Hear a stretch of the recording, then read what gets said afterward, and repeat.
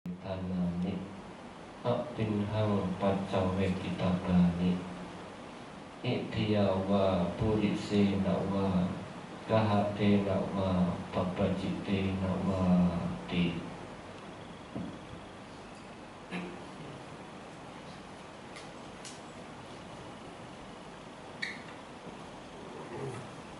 Ibu Sangga yang saya hormati, Romo Ramon Panita,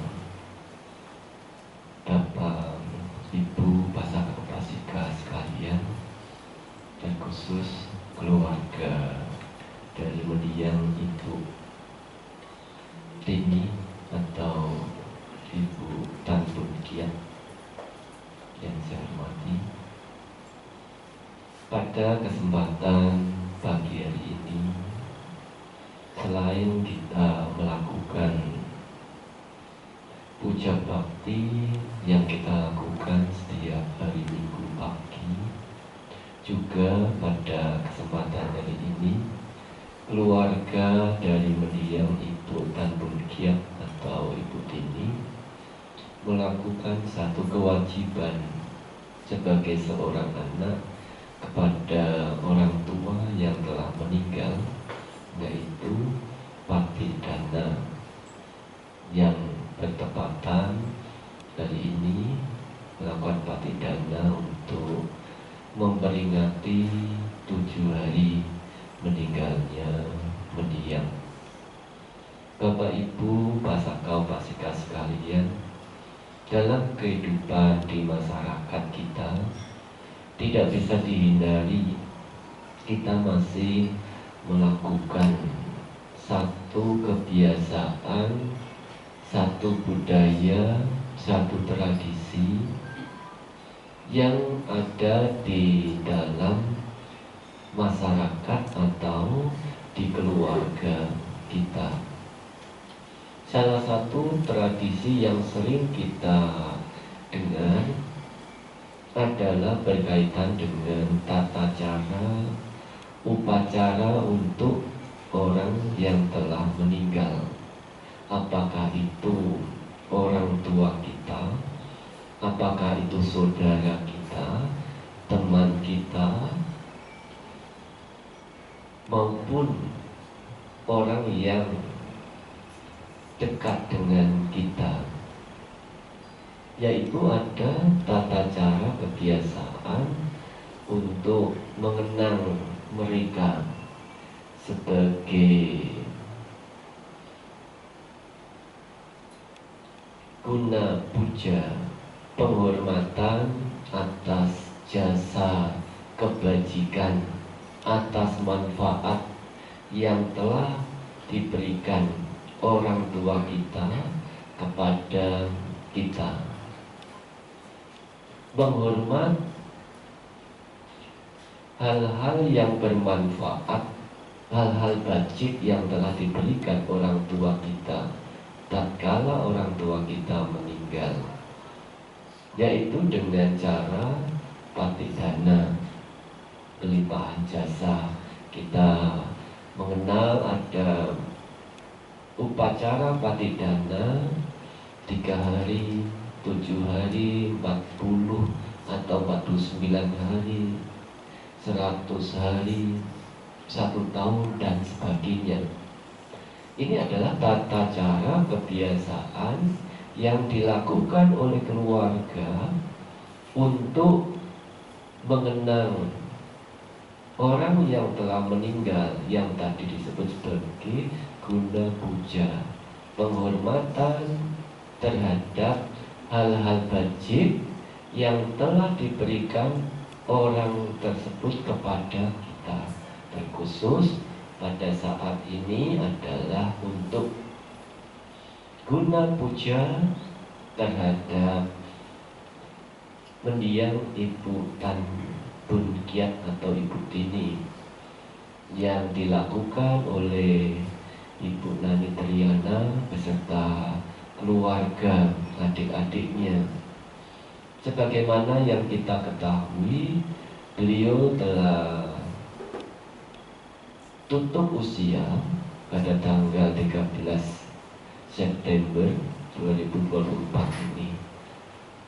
Dan di kremasi serta adik dari mendiang di Larung, jadi kita menggunakan istilah adik ya, bukan abu.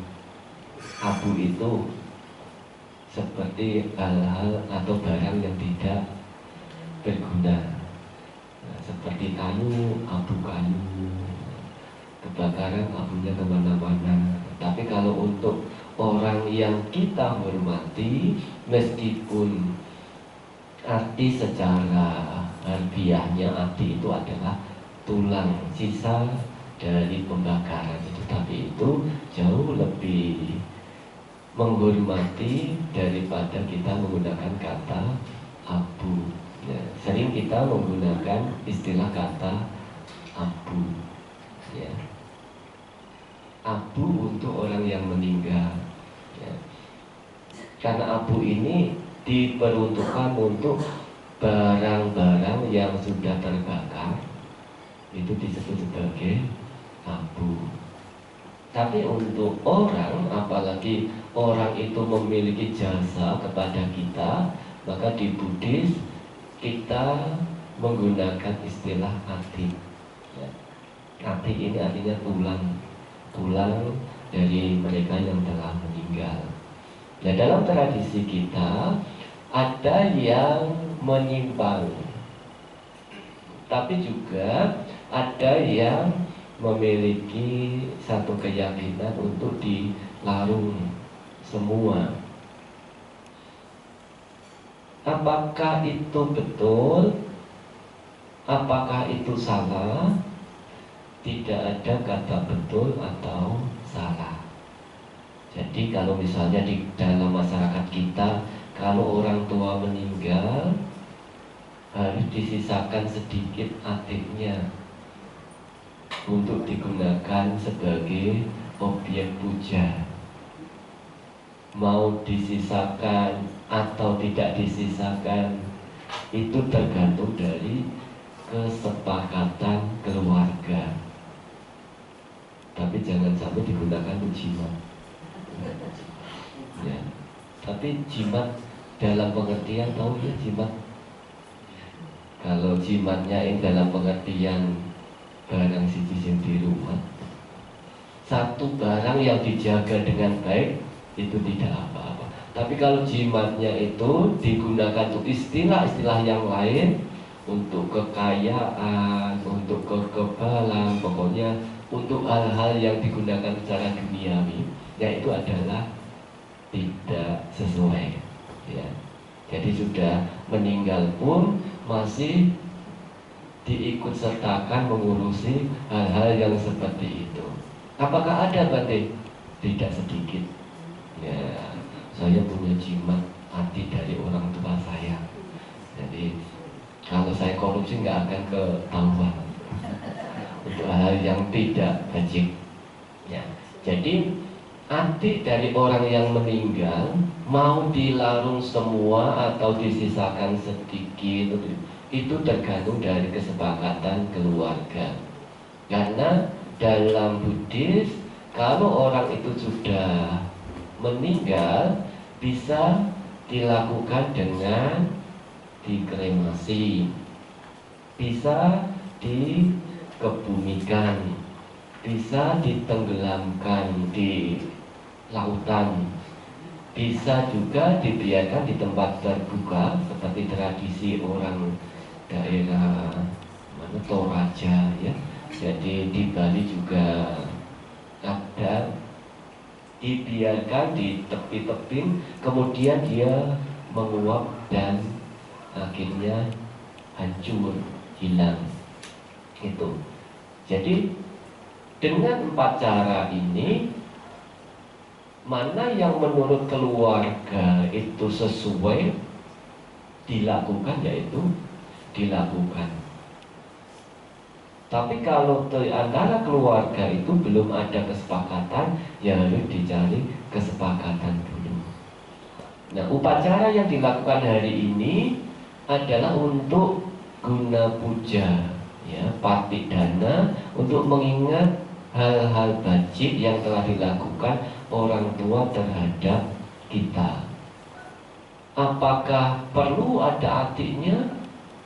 Kembali ke kepercayaan, keyakinan masing-masing. Karena patik dana itu tanpa ada objeknya pun bisa. Objek di sini adalah arti, ya. Bagaimana kita patik dana kepada leluhur kita yang sudah kita tidak mengetahui, sudah 4 generasi yang lalu, adiknya tak ada di mana. Jangankan adiknya, fotonya saja kita tidak tahu, ya. Wujudnya, bentuknya, generasi keempat yang lalu itu seperti apa? Sebagian besar tidak tahu. Generasi keempat itu siapa? Bapaknya Kongco, ya. Bapaknya Kongco Makco. Kalau papanya Engkong kan Kongco. Kongco Makco di sini sebutannya apa? Kongco Makco. Nah, papanya Kongco Makco Coco, ya. Apakah kita masih bisa mengetahui beliau bentuknya seperti apa? Tidak tahu. Kalau tidak tahu, apakah kita tidak usah patik dana? Tidak juga. Karena itu adalah leluhur kita. Maka ketika saat ini sedang berkembang, orang meninggal kemudian adiknya dilarung semua, bukanlah sebagai hal yang salah atau benar. Tergantung kembali ke kepercayaan masing-masing. Jadi sekarang sedang berkembang mereka yang sudah meninggal supaya tidak membebani cucu cicitnya dalam merawat, maka memilih masih hidup sudah berpesan, nanti kalau papa mama meninggal, adiknya dilarung semua. Ada yang masih hidup tapi sudah berpesan.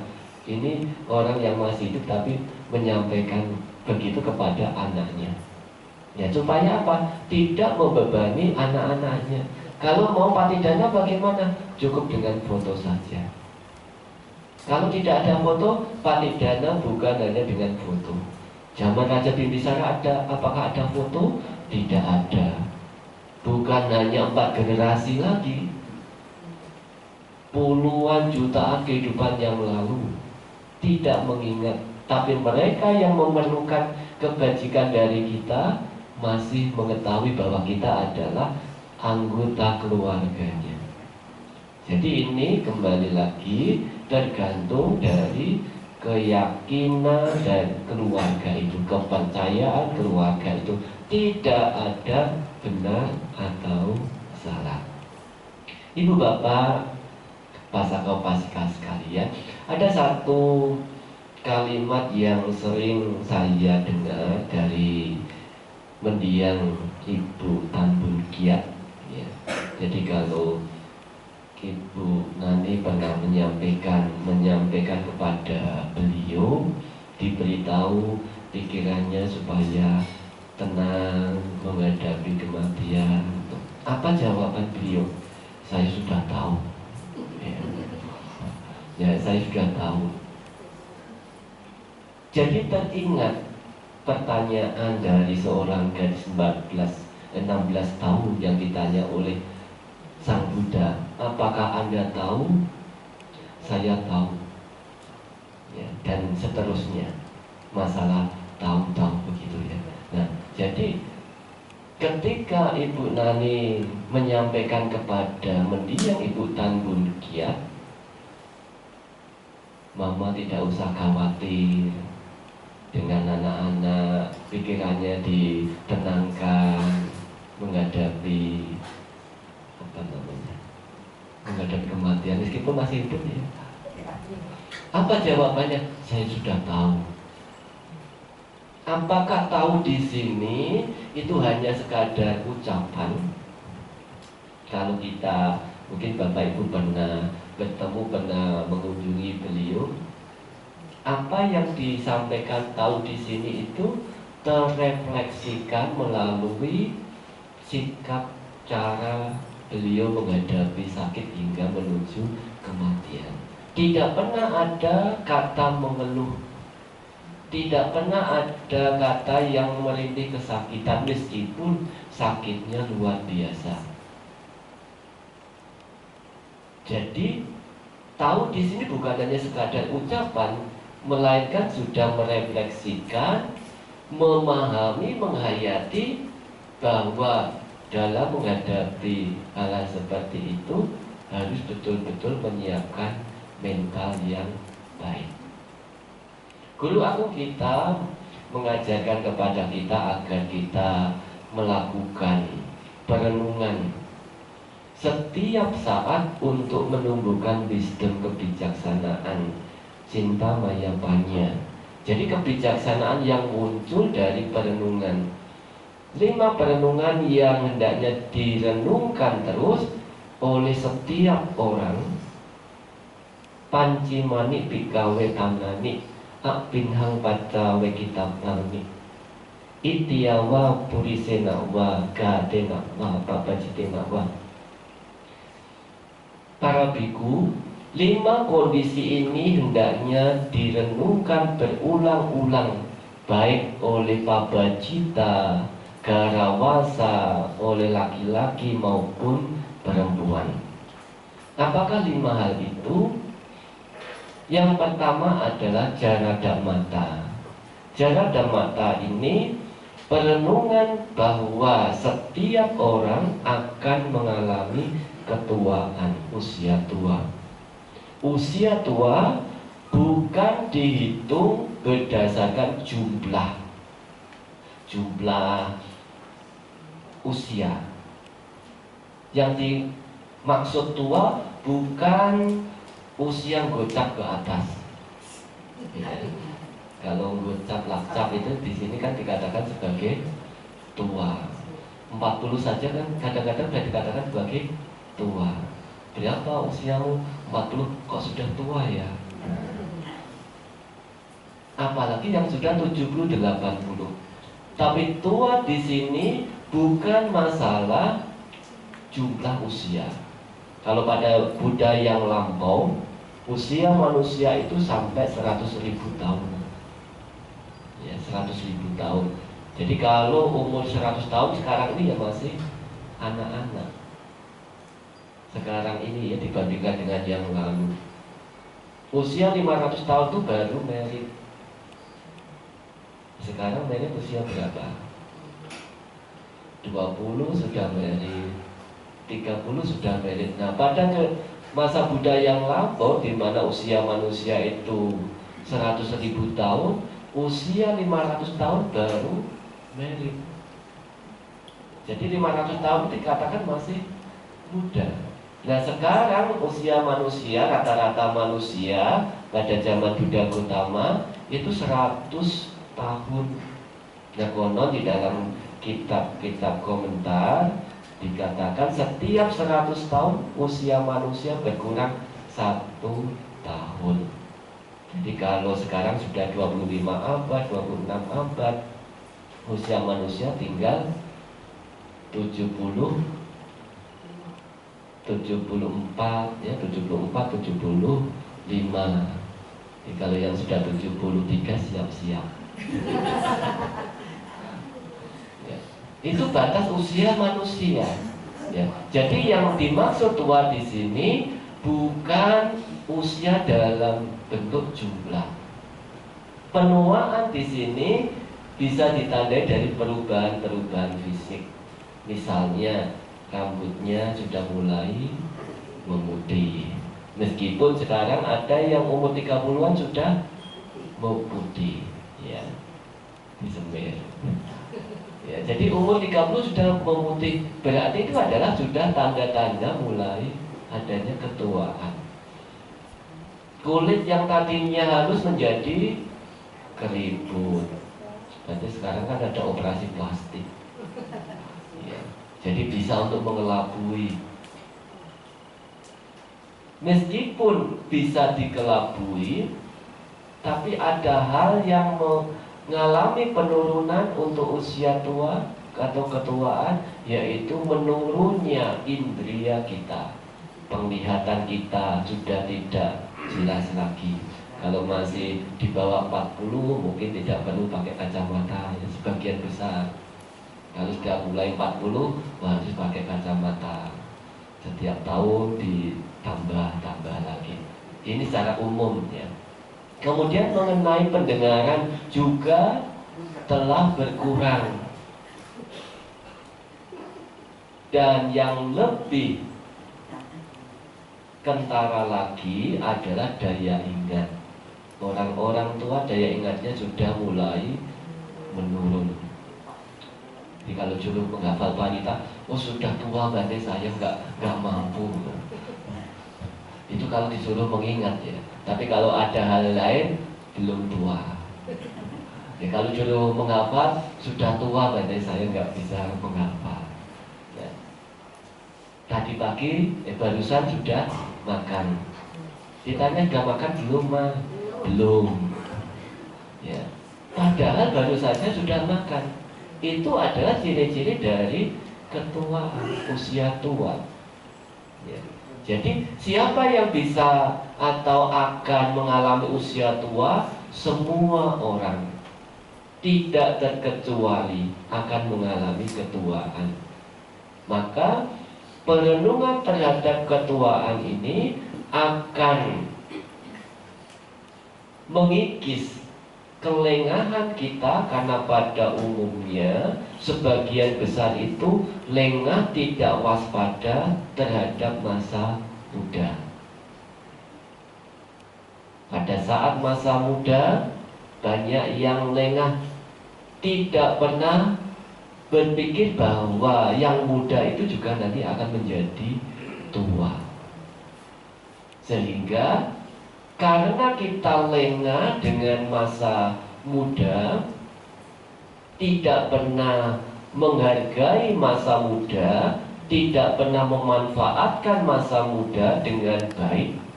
Ketika sudah tua, di situ maka akan banyak muncul penyesalan. Kenapa ya dulu saya waktu masih muda saya tidak banyak bekerja, berjuang, dan sebagainya. Kalau sudah tua, kata yang di depan hafal, yang di belakang lupa. Yang di belakang hafal, yang di depan lupa. Bolak-balik lupa gitu. Itu adalah masalah bagi orang yang sudah tua. Maka perenungan usia tua ini khususnya untuk yang masih muda ya. Kalau yang sudah tua kan memang sudah tua ya. Tidak perlu perenungan lagi. Jadi ini diperuntukkan untuk yang masih muda. Saya sekarang ini masih muda. Meskipun adik-adik mahasiswa, mahasiswi ini ketemu dengan yang sudah beruban, tapi tidak pernah berpikir saya nanti juga akan beruban. Tidak pernah sedikit berpikir bahwa saya juga nanti akan menjadi tua. Kakinya menjadi 3. Sekarang enggak 3, berarti sekarang ganti 2 roda. Nah, kalau dulu pakai tongkat, sekarang pakai kursi roda. Jadi ketika masih muda, berusahalah untuk menghargai masa muda itu, belajar dengan sungguh-sungguh, melakukan hal-hal yang bisa dilakukan dengan baik.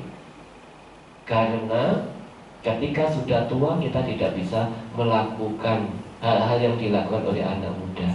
Naik tangga 2 lantai saja sudah gos-gosan, ya, sudah capek. Kalau sudah tua. Tapi kalau masih muda, jangankan 2 lantai, bahkan 10 lantai ya, hanya 1 menit sampai. Ya. Kalau sudah tua, lantai 2 saja perlu waktu yang cukup lama. Kecuali ada liftnya. Ya, hati-hati ada lift jadi sebentar gue kaya. Ya, jadi usia tua ini membuat semuanya melemah. Maka perenungan terhadap usia tua kita agar tidak lengah terhadap masa muda, karena suatu saat akan menjadi tua. Yang kedua, diadik dan mata. Sakit adalah hal yang wajar yang akan dialami oleh setiap orang.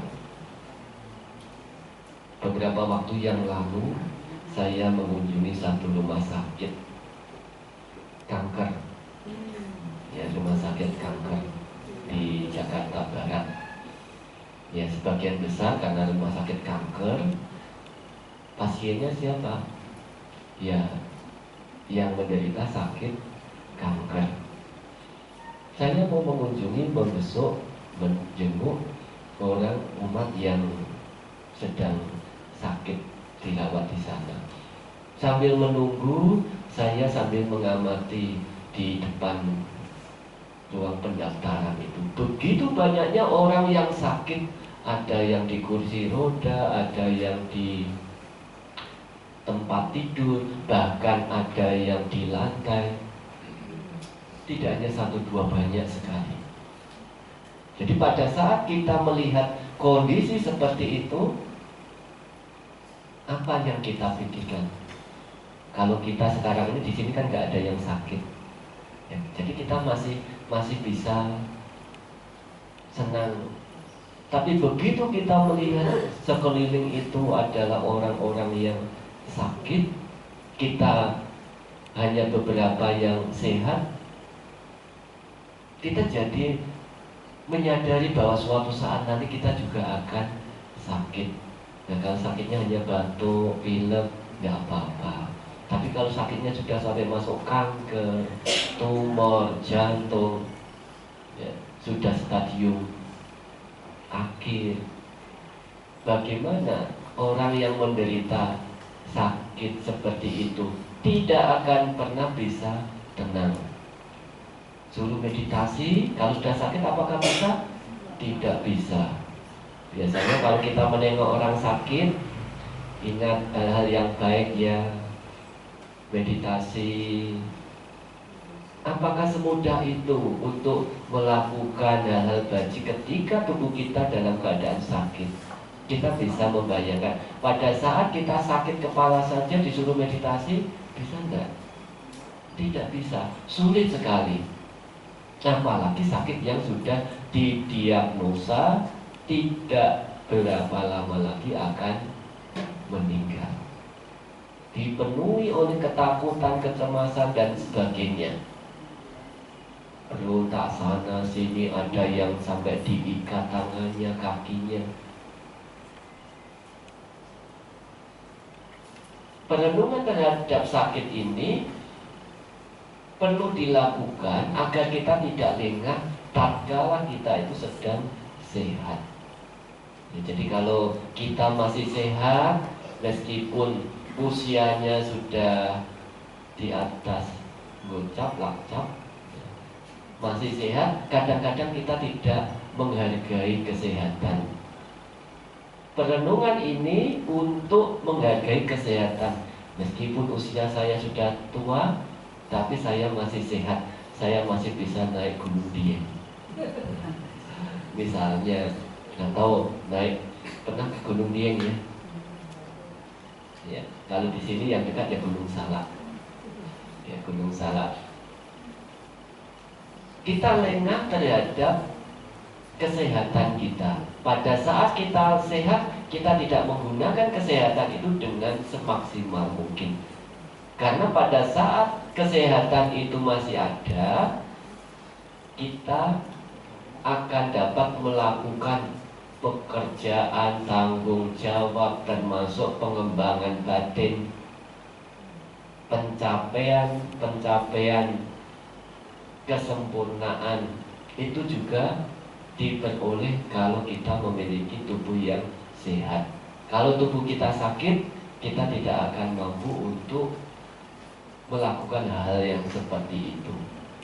Nah, orang yang sakit yang tadi saya sampaikan, Ibu Tini, ya, pada saat sakit mampu menahan kondisi sakit, berbaring dengan tetap satu posisi berjam-jam, berhari-hari, ya, 2 bulan dari bulan April. Berbaring satu posisi, tidak miring kanan, tidak miring kiri. Coba kira-kira kita berbaring 1 jam tidak miring, tahan nggak kira-kira? Tidak akan tahan. Meskipun itu masih muda, disuruh tahan begitu, tidak akan tahan. Nah, ketika kita menyadari dia tidak mombik biading anak itu, saya wajar menyandang penyakit, saya tidak akan mampu terhindar dari penyakit. Ketika kita merenungkan ini berkali-kali, kita menerima kondisi saya memang sudah sakit. Sakit fisik tidak bisa dicegah. Yang bisa dicegah apa? Mengubah mindset kita. Batin saya tidak boleh sakit. Fisik boleh sakit, tapi batin tidak boleh sakit. Saya harus bisa menerima bahwa kondisi saya sedang sakit. Meskipun itu tidak mudah, sebelum kita sakit, ini perlu kita ulang-ulang. Pada saat kita sakit, kita nanti mudah-mudahan tidak sakit yang beratnya. Bisa nggak mudah-mudahan? Nah, kalau hanya Bante bilang mudah-mudahan semua tidak sakit berat, ya nanti zaman saku ini penuh orang ya. Tanya Bante Subaru. Nanti dikasih kata mudah-mudahan, tapi tidak bisa. Kita tidak bisa mengetahui ada yang sakit ringan, ada yang sakit berat. Maka perenungan terhadap sakit ini untuk mengikis kelengahan kita terhadap kesehatan. Pada saat kita sehat, jangan sampai kita lengah. Datang ke wihara, banyak melakukan perbuatan baik, dan terlebih lagi mengembangkan cita bhawana. Karena cita bhawana, meditasi ketika kita sehat, tubuh sehat, itu bisa dilakukan dengan mudah, dengan baik. Begitu kita sudah sakit, pikiran kita sudah berpikir menolak sakit itu. Tapi ketika kita sudah mengembangkan pada saat kita sehat, begitu kita sakit, kita akan mampu, setidaknya mampu untuk menerima. Menerima itu jauh lebih nyaman daripada menolak. Ya. Menolak kenyataan. Menerima kenyataan memang tidak mudah, tapi itu membuat batin kita menjadi nyaman. Kalau kita menolak kenyataan, kenyataannya sakit, tapi kita tidak mau sakit, sudah sakit fisik ditambah dengan sakit batin, ya, sakit mental.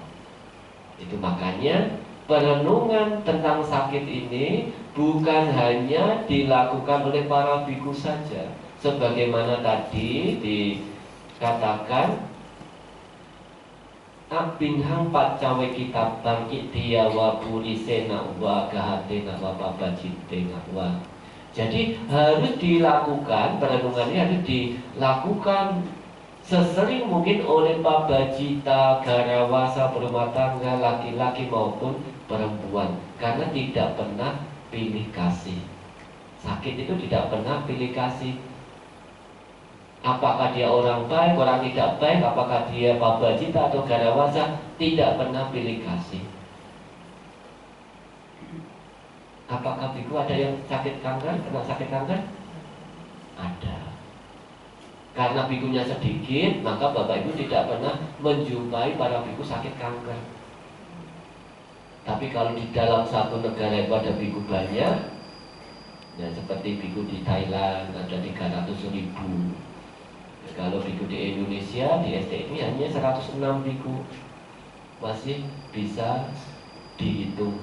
Nah, di Thailand hingga 300 biku, yang ada yang sakit berat, ada yang sakit ringan. Karena sakit itu tidak bisa dihindari oleh siapapun juga. Marana Dhammata, perenungan yang ketiga, yaitu kita akan mengalami kematian. Jadi kematian ini tidak bisa dihindari oleh siapapun juga. Maka perlu adanya perenungan tentang kematian. Maranatha mumi maranang anatito, saya wajar mengalami kematian. Saya tidak akan mampu terbebas dari kematian. Ketika kita mendengar kata kematian, banyak orang yang kemudian menjadi merinding, tidak mau, atau orang mengatakan berarti itu pamali, kita masih sehat bicara tentang kematian. Ya.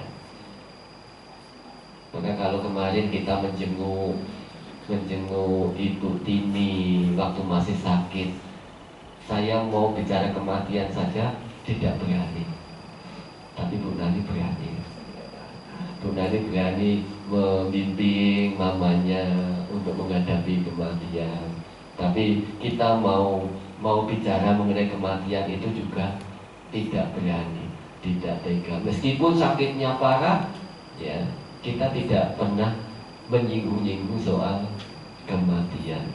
Karena tidak semua orang siap untuk menerima berita tentang kematian itu. Jadi kalau misalnya kita punya saudara, keluarga yang sakit didiagnosa tidak lama lagi akan meninggal, apakah dokter pernah mengatakan tidak lama lagi pasien ini akan meninggal? Tidak pernah. Tapi selalu dikasih motivasi. Karena ketika mengatakan meninggal itu, yang sedih bukan yang sakit yang akan meninggal, tetapi yang hidup juga ikut sedih. Ya. Karena apa? Tidak bisa menerima kematian itu untuk orang lain. Apalagi kalau berkaitan dengan diri sendiri. Maka kamu didiagnosa sebentar lagi akan meninggal. Bagaimana? Pikirannya berkecamuk, ya. Pikiran kita berkecamuk. Ini warisan belum dibagi, utangnya belum lunas, dan sebagainya. Jadi kematian ini menjadi salah satu momok yang masih menakutkan bagi sementara orang. Ya. Meskipun kita sering mendengar di wihara, kita sering mendengar tentang kematian, apalagi kita pergi ke rumah duka, pasti kita akan mendengar ceramah Dhammadesana tentang kematian. Tapi begitu kematian itu datang kepada keluarga kita, kepada kita, apakah kita siap menerima? Belum tentu. Ya. Jadi kemarin di Pariyati ada teman biku, ya, biku baru yang dulu ketika menjadi pandita, dia bercerita di Bali ada seorang pandita yang sering menasihati keluarga yang kedukaan. Ya sabar, ya tabah, setiap orang itu akan meninggal. Suatu saat istrinya meninggal. Dia dinasihati oleh temannya yang lain. Karena dia tidak bisa menerima anggota keluarganya yang meninggal, dia dinasihati oleh keluarganya yang lain. Tenang, sabarnya, setiap orang juga akan meninggal. Bisa tenang bagaimana, ini istri saya, ya. Gimana saya bisa tenang? Gimana saya bisa sabar? Jadi menasihati itu hanya untuk orang lain, karena tidak pernah merenungkan untuk diri sendiri. Ya, jangankan istri, jangankan suami, wong kita sendiri juga bisa meninggal. Makanya perenungan tentang kematian ini untuk mengikis, menghalau kelengahan kita ketika kita masih hidup. Apalagi kalau masih muda-muda, kita punya anggapan, saya kan masih muda, Bante, kehidupan saya masih panjang. Belum tentu, ya, belum tentu kita masih memiliki usia panjang. Di Bangkok saya pernah punya teman belajar seorang samanera umurnya 19 tahun. Sore hari kita masih ngobrol, masih tertawa. Besok pagi dia tidak bangun lagi. Ya, padahal kemarin masih ngobrol, masih tertawa. Besok pagi orang diganti dengan foto. Nah, jadi waktu itu saya sempat kaget, orangnya kemana, samanera A ini kemana, kok nggak kelihatan? Oh, dia sudah meninggal Bante. Tadi pagi dia tidak bangun. Biasanya dia sudah keluar membantu gurunya ini, tapi sekarang dia tidak ada. Begitu ditengok berkutiknya dia sudah meninggal. Jadi kita tidak bisa mengatakan umur saya masih 18, masih 19, apalagi sudah 73. Ya. Kita tidak bisa menghalau, menolak kematian yang akan datang. Maka perenungan terhadap kematian bukan untuk menyebabkan kita menjadi orang yang pesimis, bukan. Perenungan terhadap kematian ini untuk membuat kita menjadi sadar bahwa kita masih memiliki kehidupan. Gunakan kehidupan yang ada itu untuk melakukan hal-hal yang bermanfaat, hal-hal yang baik, supaya ketika kita meninggal kita sudah siap semuanya. Ya.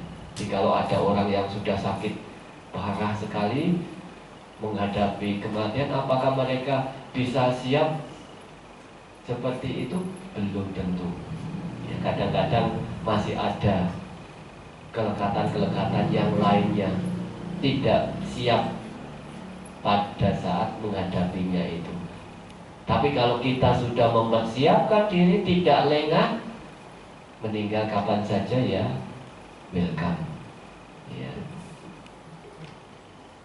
Ini manfaat perenungan terhadap kematian. Perenungan yang keempat, piyak bawata, piyak wina bawata, yaitu segala sesuatu yang dimiliki itu akan berubah, yang disenangi akan berubah. Kalau kita merenungkan sabbehi me piyehi manapehi nanabamu winabamu, segala milikku yang ku cintai dan ku senangi akan berubah, akan terpisah dariku. Jadi apapun yang kita senangi, apapun yang kita miliki akan berubah. Rumah akan berubah, mobil juga akan berubah. Kalau yang di luar berubah, apakah yang di dalam tidak berubah? Berubah. Dan masuk kita mengatakan tubuh saya, fisik saya, tangan saya, kepala saya, dan sebagainya, semua itu juga akan mengalami perubahan. Kita senang dengan rambut, kita senang dengan mata, kita senang dengan indria-indria kita, suatu saat akan mengalami perubahan. Tidak ada yang bisa menolak perubahan. Akan berpisah dari kita apa? Dari yang tadi menyenangkan menjadi tidak menyenangkan. Apakah bisa dicegah? Tidak bisa. Semua berubah sesuai dengan hukum alam, makanya disebut sebagai dhammata. Sesuai dengan hukumnya dia akan berproses dan berubah.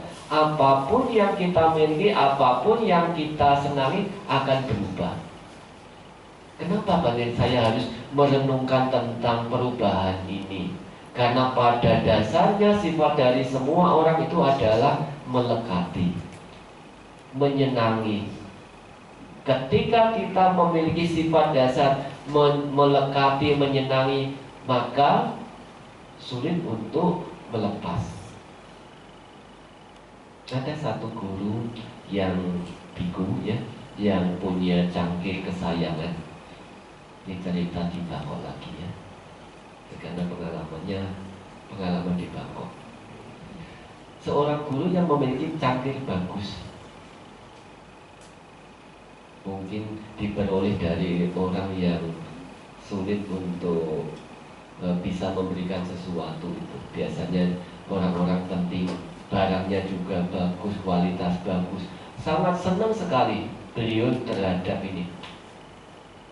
Kapia yang membantu beliau dalam membersihkan itu juga hati-hati sekali, karena ini adalah barang kesukaan gurunya. Suatu saat karena kelengahan, kecerobohan dari Kapia itu orang yang membantu mengurus para biku itu, cangkir ini jatuh dan pecah. Kapianya ini menjadi takut nanti dimarahi oleh gurunya, dimarahi oleh bikunya itu. Tapi begitu bandanya itu mendengar cangkir kesayangannya itu pecah, apa yang beliau sampaikan? Sekarang kekhawatiran saya, ketakutan saya hilang. Saya tidak perlu lagi takut, tidak perlu lagi khawatir, tidak perlu cemas lagi. Cangkir ini akan rusak. Sekarang cangkir ini sudah rusak. Saya tidak perlu khawatir lagi. Kira-kira Bapak Ibu bisa nggak begitu? Kalau misalnya ada barang di rumah dipecahkan oleh anaknya, istrinya, suaminya, atau bahkan mungkin pembantunya, sulit kita untuk menerima perubahan yang terjadi. Biasanya kita langsung mengeluarkan dengan suara-suara yang tidak bisa menerima dulu. Sebelum akhirnya perlahan-lahan kita renungkan, iya, semua yang kumiliki akan berubah, akan berpisah dariku. Aku tidak bisa mempertahankan ini. Ya sudahlah, diterima. Nah, kalau anak-anak muda, mahasiswa-mahasiswi merenungkan ini, tidak ada yang sampai bunuh diri. Ya. Kalau sedang putus cinta, ya jangan memilih mengakhiri hidupnya. Banyak yang mengakhiri hidupnya karena merasa pasangannya itu adalah pasangan yang permanen. Ya toh? Ya. Di kemarin kan ada berita apa itu yang di mana? Ya? Di Cukok ya Pak ya. Iya, yang terkenal sampai masuk TikTok katanya itu ya. Sudah dibiayai sampai MM-an. Tahu MM-an ya? Mati-matian. Ya, tapi MM-an betul menurut beritanya itu. Ternyata kenalannya di medsos tidak setia. Karena tidak setia, dia malah memilih bunuh diri. Nah, viral. Bunuh diri saja viral. Bunuh diri saja viral. Sampai terkenal zaman medsos. Jadi ini bahayanya dia orang yang tidak bisa menerima perubahan. Semakin kita lekati, semakin besar penderitaan kita. Karena pada dasarnya sifat dari setiap orang itu adalah menyukai dan melekati.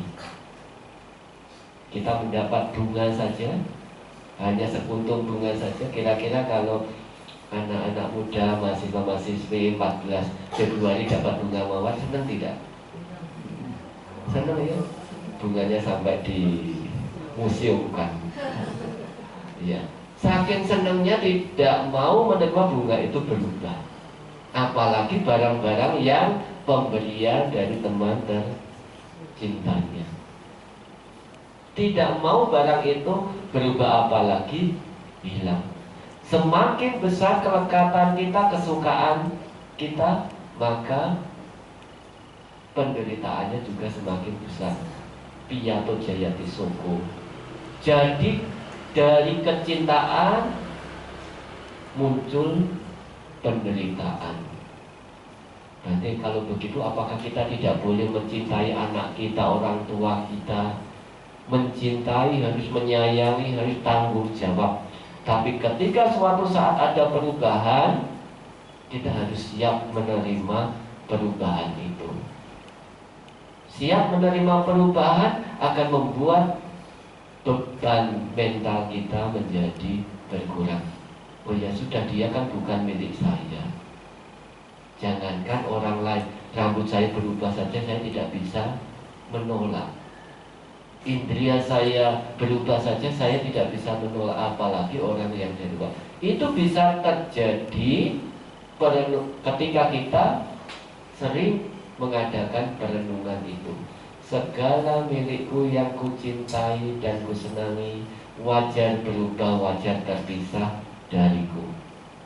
Perenungan yang terakhir, yaitu kelima, Kamma Sakkata. Ya, Kamma Sakkata ini adalah perenungan bahwa setiap makhluk memiliki karmanya masing-masing. Setiap makhluk memiliki karmanya masing-masing.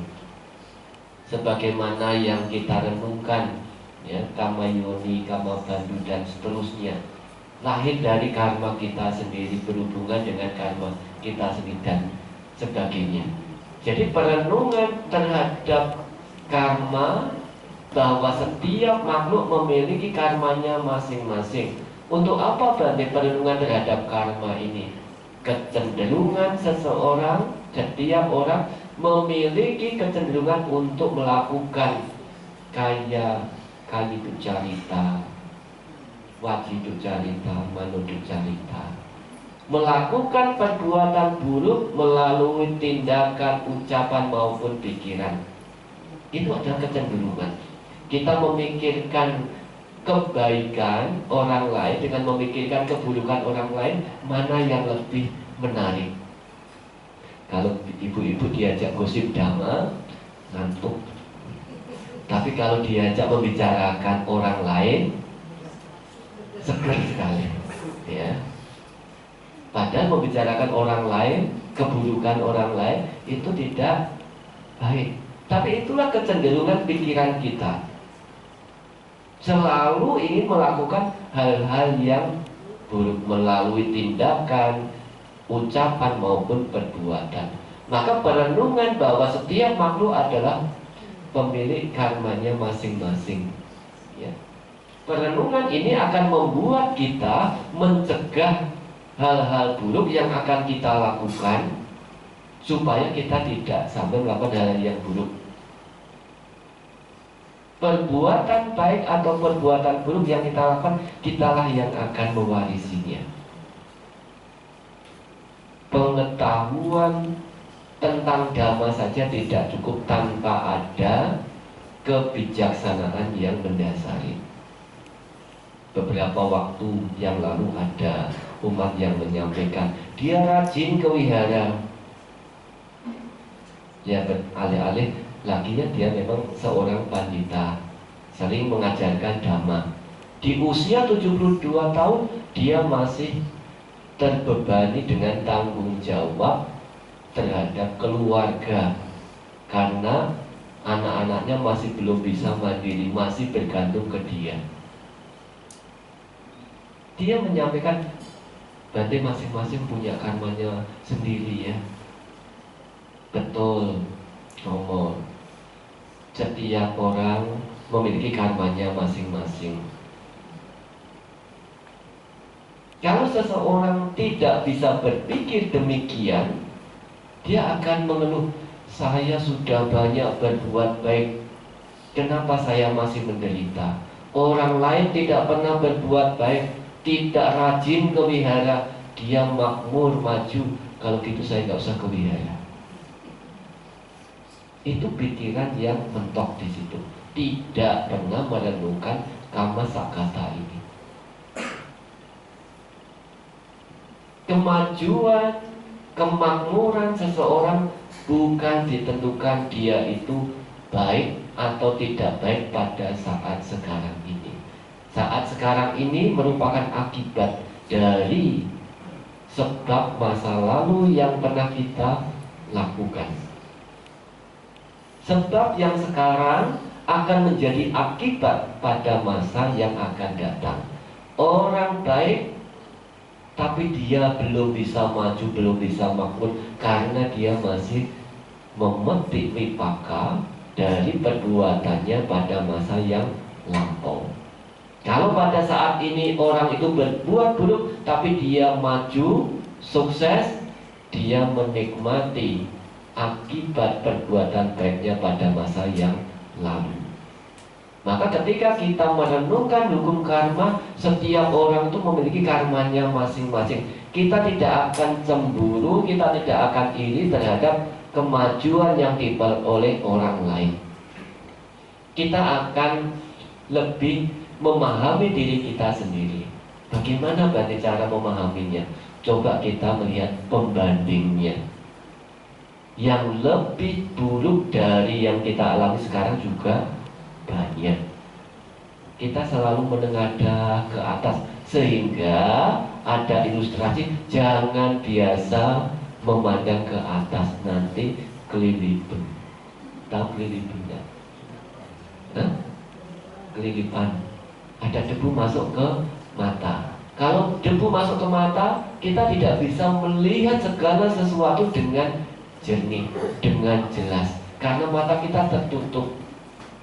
Orang yang matanya tertutup bisa tahu dengan jalan yang baik? Tidak bisa, karena matanya tertutup.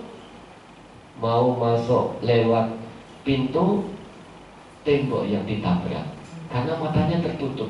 Demikian juga ketika kita membandingkan kehidupan kita dengan orang yang di atas kita, kita seperti orang yang kelilipan. Tapi ketika kita melihat yang jauh lebih buruk dari saya juga tidak sedikit. Saya bisa sekarang ini, ya harus disyukuri. Itu adalah akibat dari perbuatan saya sendiri. Saya bisa mendapatkan ini, harus bisa disyukuri. Itu adalah akibat dari perbuatan kita sendiri. Maka perenungan terhadap 5 hal ini, usia tua, sakit, kematian, berpisah dengan hal-hal yang disenangi, dan perenungan terhadap hukum karma, ini akan membuat kita mengikis kelengahan yang terjadi setiap saat. Tidak akan lengah pada saat kita masih muda, tidak akan lengah pada saat kita sakit, sehat, tidak akan lengah pada saat kita masih memiliki kehidupan, dan tidak akan lengah terhadap hal-hal yang kita dapatkan. Tidak sampai mencintai, melekati terlalu berlebihan. Dan kita tidak akan cemburu, iri terhadap orang-orang yang berhasil lebih daripada kita.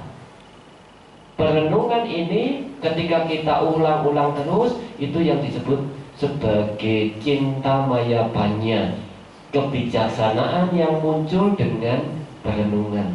Nah, saya yakin perenungan inilah yang dilakukan oleh mendiang Ibu Tan Bun Kiat, sehingga ketika diberitahu oleh Ibu Nani, beliau bilang, saya sudah tahu.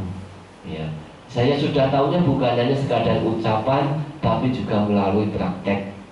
Terlihat betapa besar kesabaran beliau dalam menerima kenyataan beliau sakit dan harus bisa tahan tabah terhadap sakit fisiknya itu. Di detik-detik tutup usianya beliau juga tidak pernah mengeluh. Ini yang dimaksud dengan kebijaksanaan. Kebijaksanaan ini bisa dicapai bukan hanya mereka yang sering datang ke wihara mendengarkan dhamma, meskipun hanya sedikit mendengarkan dhamma. Kalau ibaratnya seperti lidah itu meskipun sebentar menyentuh makanan, dia tahu rasa dari makanan itu. Tapi meskipun banyak, kalau seperti sendok dan garpu, dia tidak pernah mengetahui manisnya dhamma, manfaatnya dhamma itu. Maka meskipun sedikit, mendiang Ibu Tan Bun Kiat, ya, meskipun di sisa-sisa hidupnya beliau juga jarang ke wihara, lebih banyak di rumah dan mengenal dhamma. Ya, konon katanya disampaikan oleh Pak Alek dulu, ya, Bante Subaru dulu namanya Pak Alek, ya, mulai mengenal dhamma itu dan bisa masuk, bisa merenungkan, mempraktekkan, maka sebagai akibat dalam menghadapi kematian, beliau bisa menghadapinya dengan tenang, dengan tabah. Ini adalah manfaat dari perenungan yang harus dilakukan oleh setiap orang, baik pabacita, garawasa, laki-laki maupun perempuan. Semoga dengan kebajikan yang dilakukan oleh keluarga besar dari mendiang Ibu Tan Bun Kiat ini, beliau dapat mengetahui dan turut berbahagia. Sapi sata bawantu sekitata. Satu.